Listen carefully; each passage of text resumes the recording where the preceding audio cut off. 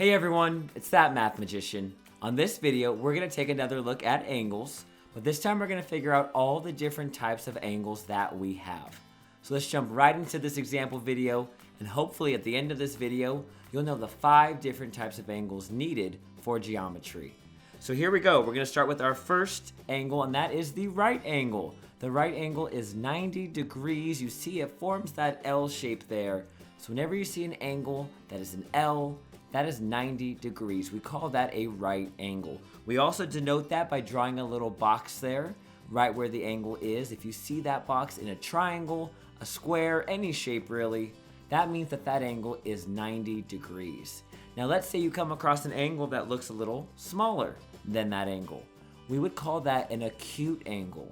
An acute angle is an angle that is less than 90 degrees. So you notice it is a lot smaller. Its opening is a lot smaller than our right angle. Now, the flip side of that is, what if you have an angle that's bigger than 90 degrees? Well, if you have an angle that's larger than 90 degrees, we call that an obtuse angle. Notice it is open wider than the 90-degree angle, so that's why we call it obtuse. Now, you see that it goes all the way to when it's less than 180 degrees. Well, what happens when it hits 180 degrees? We end up with an angle that we call a straight angle. That is a straight line that is 180 degrees. Notice, as I drew that arrow across, we see that it is opened from one side all the way to the other, forming that straight angle.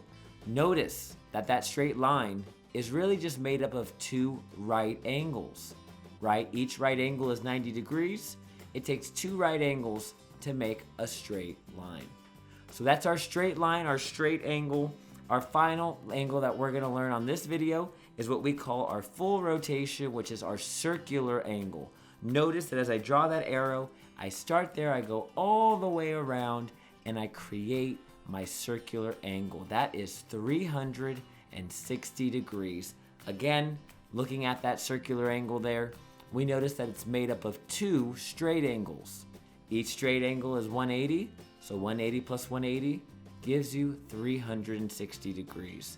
Also take note that our circular angle is made up of 4 right angles.